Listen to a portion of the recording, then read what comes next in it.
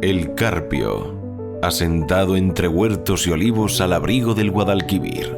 En su hermoso paisaje encontramos sotos que hacen de refugio para las aves acuáticas de gran valor medioambiental, y en el interior de su villa relucen pintados de blanco tesoros que han de ser descubiertos por el viajero que tenga la suerte de visitarlo.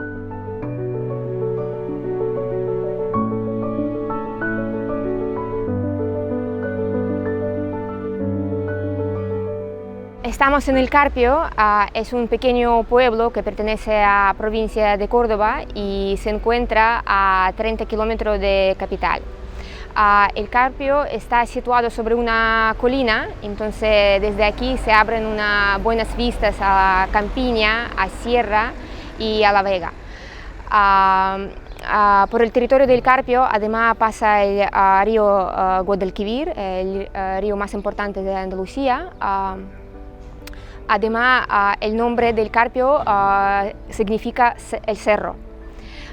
El Carpio también tiene dos aldeas pequeñas que se llaman Maruana y San Antonio, que se encuentran cerquita del núcleo central. Este pueblo tiene muchos monumentos. Lo más importante son el Museo Histórico, otro monumento que se llama Grúa y su símbolo principal, que es la Torre García Méndez. Además posee además ese pueblo tiene mucha historia, mucha cultura, gastronomía y puede ofrecer a su visitante una oferta turística muy amplia que puede disfrutar aquí un día completamente diferente.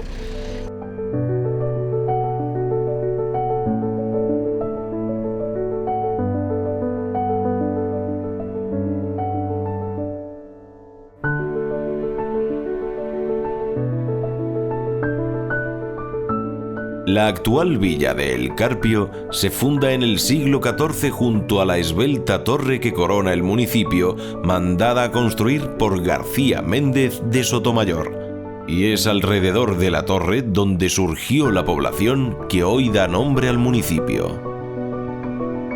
La Torre García Méndez es el monumento principal del Carpio, uno de sus símbolos. Además, a ella se debe el origen y fundación del Carpio como un pueblo actual. La torre fue construida en el año 1325 por el orden del primer señor del Carpio, que se llamaba García Méndez de Sotomayor. Por eso la torre tiene su nombre. La torre está construida en estilo mudéjar con algunos elementos góticos. Tiene una altura de casi 25 metros y su diseño interior está dividido en dos cuerpos, una parte que son rampas de escaleras y otra parte que son tres salas que son completamente distintos en su diseño interior. La torre tenía principal función como una fortaleza y además servía como una residencia para los señores del Carpio y posterior para los marqueses del Carpio. Otra parte de la torre, que son ahora mismo un museo histórico y además una oficina de turismo, pero antiguamente esta construcción servía como antiguos graneros de fortaleza. Además, durante la Guerra Civil, este edificio ha servido como un refugio durante el bombardeo. Ahora mismo ahí tenemos una pequeña exposición de mantilla del Carpio y algunas veces también ponemos exposición de los cuadros, de alguna artesanía y tenemos una vitrina con algunos restos arqueológicos, algunos elementos históricos que fueron encontrados en el Carpio durante su historia.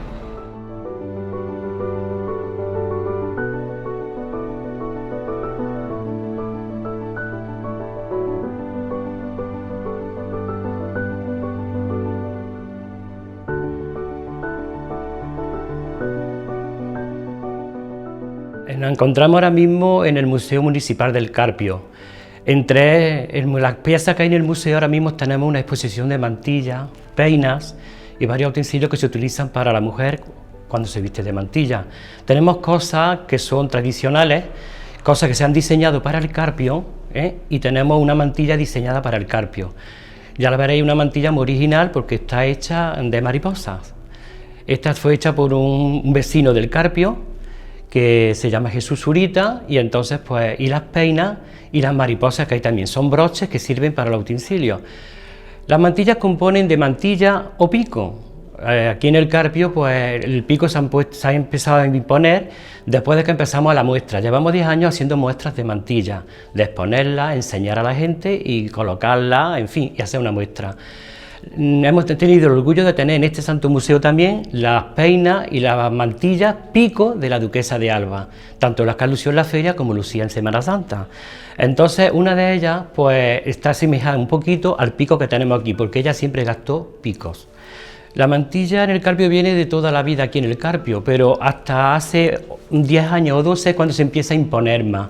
Siempre se han puesto la mantilla, ¿no? Porque sabéis que la mantilla se utilizaba antiguamente como velo corto para los funerales. Aquí ya empezó como fiestas, ¿no? Y se pone, y toda la vida existió. Lo que pasa es que nadie sabía un poquito y ahora estamos investigando un poquito y estamos haciendo un poquito más.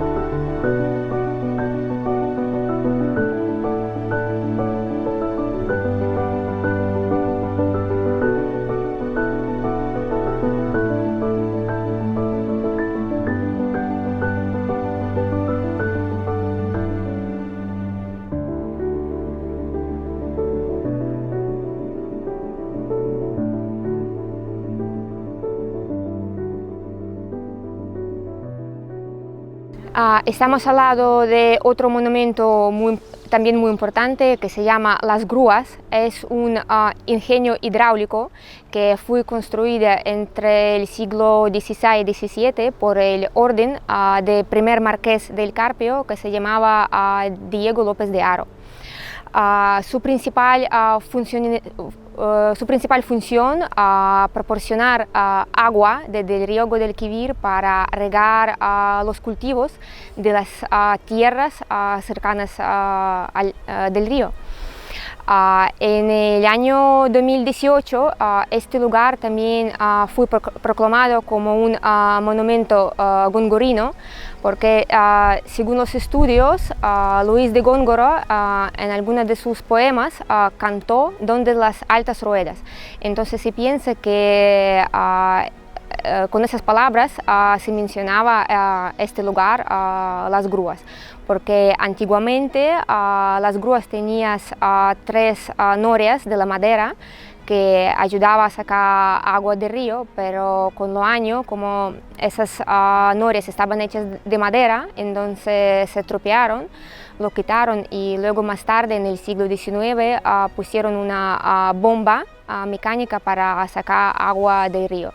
Y ya luego con los años ya se dejó utilizar esta construcción, y ya ahora vamos a ver como un monumento histórico.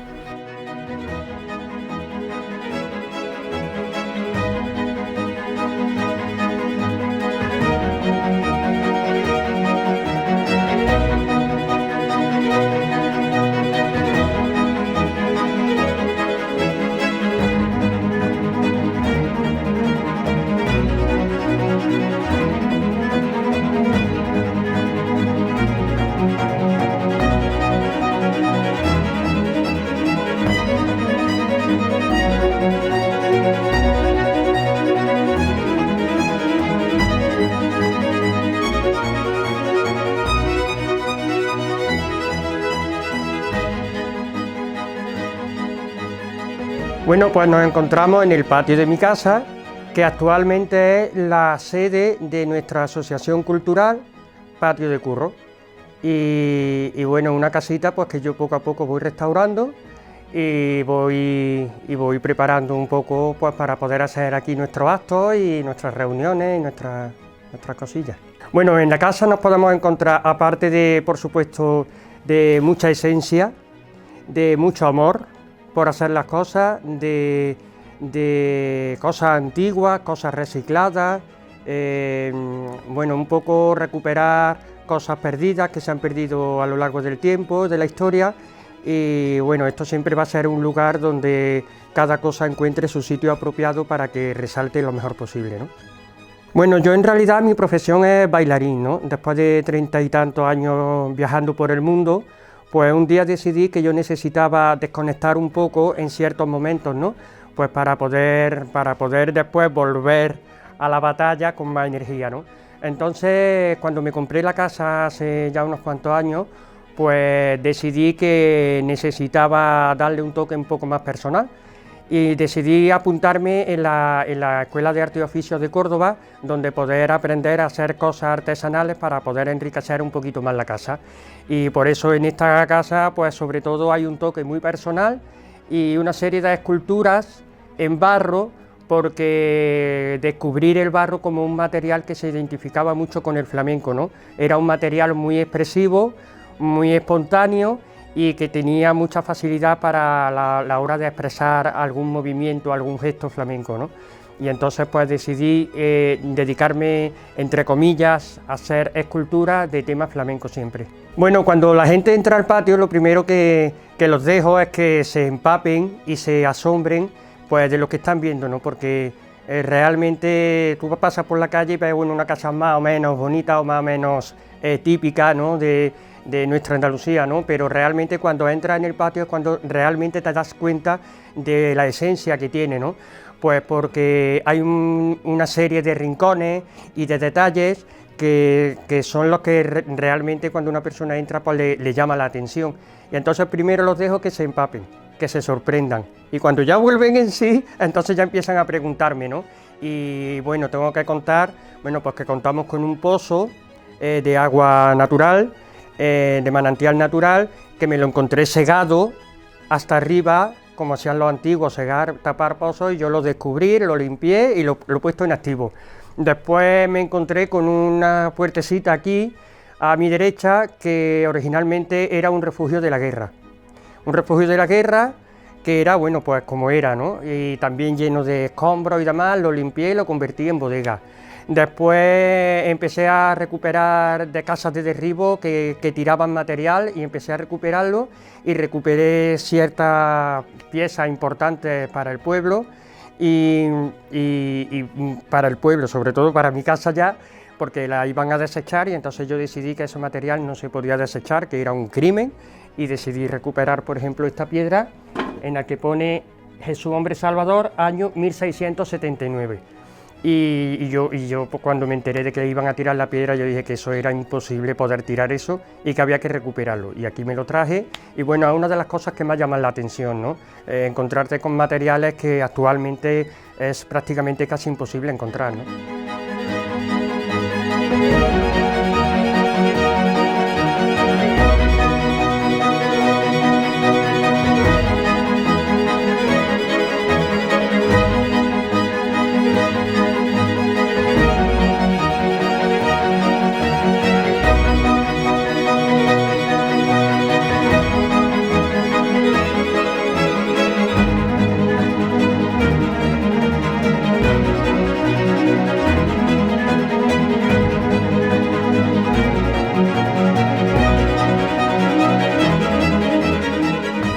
Pues muy buenas, estamos aquí en el Carpio, en Hotel Macami, presentando los platos típicos nuestros cordobeses y no hay mejor representación nuestra que un salmorejo cordobés, un flamenquín cordobés y un plato de temporada que es una batata en dulce.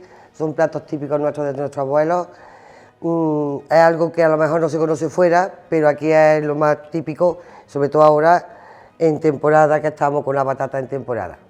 Salmorejo es un plato de nuestros ancestros, es un plato más bien típico de los árabes. Empezaron los árabes a hacerlo, empezaron con una mazamorra que era sin tomate y después se fue evolucionando a lo que es el tomate, a lo que es el salmorejo nuestro. Ingredientes del salmorejo nuestro, hay muchas variantes, cada uno lo hace a su manera.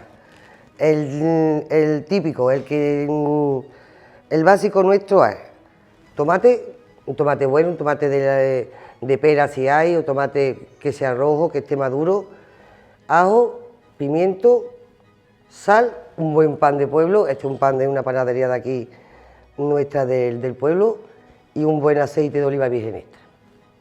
No tiene más. El pan, si es del día de antes, es lo suyo, que tenga consistencia el pan. Bueno, ¿cómo se hace? Pues el pan se echa en agua, se remoja un poquito en agua, se escurre el exceso de agua, se mezcla todos los ingredientes con el tomate picadito, pelado. Normalmente, pues para 4 personas pues se le suele echar mucho tomate. El tomate no hay problema, porque mientras más tomate se le eche, menos agua se necesita. Entonces sería tomate y el pan. Se bate todo bien. Ahora con las tecnologías nuevas, pues cogemos la Thermomix o cogemos un vaso bueno batidor y todos los ingredientes juntos y se bate. Y al final, el toque, el aceite yo lo echo poquito a poco para que se emulsione bien el salmoreo y salga un color brilloso, un color apetecible. Se puede adornar de muchísimas maneras. Yo lo adorno con un jamón ibérico y un huevo de corral cocido y su chorreón de aceite de oliva virgen extra. Vamos a seguir con otro plato muchísimo más típico ya, porque ir a Córdoba o venir a Córdoba y no comer un flamenquín cordobés tiene casi delito, porque esto es algo ya nuestro, de nuestra tierra, de nuestra ciudad, de nuestra provincia, y entonces el flamenquín cordobés lo que necesita es buena materia prima, que sería un buen lomo, un buen jamón serrano. El lomo se machaca, normalmente se hace un filete bien grandecito, se estira lo más posible, se le mete dentro jamón serrano. Hay gente que lo hace en filetes, yo lo hago en tiras, se enrolla bien apretadito, se pasa por huevo y pan rallado, se le echa antes un poquito de sal y pimienta. Una vez que esté bien apretadito, para que cuando lo metamos en la freidora el flamenquino se nos abra y no tengamos problemas. Y vamos, es muy sencillo, pero la verdad es que es típico nuestro cordobés. Y la presentación pues, se suele presentar con una ensalada, con unas patatas. Nosotros presentamos con una alioli nuestra de la casa que es verdad que es muy demandada. Es una alioli de mi madre, que es la fundadora del negocio, y entonces esa receta nuestra, de una alioli de aquí de la casa. Y nada, espero que lo hagáis y que lo disfrutéis. Pues para terminar, una pequeña representación de nuestros platos cordobeses, sobre todo calpeños. Es un plato de nuestras abuelas, de nuestras bisabuelas, o un plato de temporada de otoño, que es la batata. La batata hay muchas formas de guisarla, hay gente hasta que la fríe. Nosotros en mi casa la usamos sobre todo para repostería. Se puede hacer al horno, se puede hacer pudding, se puede hacer tarta. Mi madre de toda la vida lo ha hecho en dulce.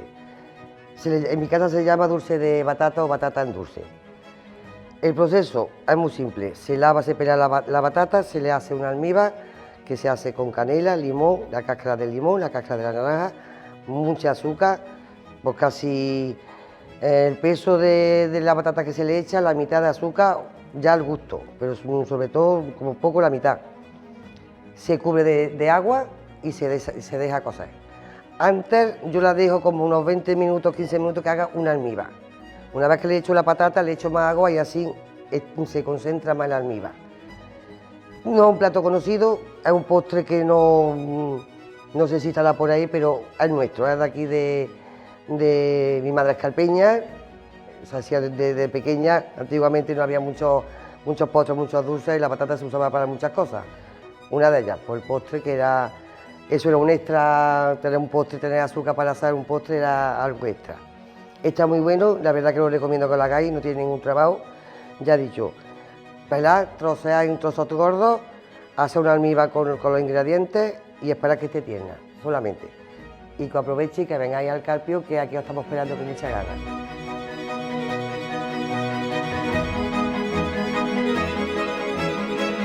Hoy nos despedimos del Carpio y nos quedamos con el amable sabor de su gente, sus fértiles tierras de olivos, sus márgenes bañadas por el Guadalquivir, su torre de Garci Méndez, desde la que pudimos contemplar el pueblo pintado de blanco.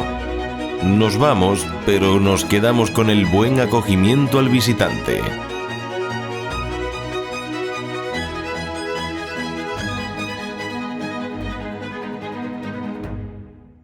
Vuelve Córdoba Singular, un programa de actividades que te permitirá descubrir los tesoros de nuestras comarcas y municipios. Yacimientos arqueológicos, monumentos, bodegas, museos, espacios naturales. Un sinfín de propuestas que tienes a solo un paso para disfrutar con la seguridad de que estás en las mejores manos. Con Córdoba Singular comprobarás que no hace falta recorrer grandes distancias para vivir experiencias únicas. Porque Córdoba es historia, aventura, gastronomía, naturaleza. Vuelve a descubrir todo lo que tienes cerca con Córdoba Singular.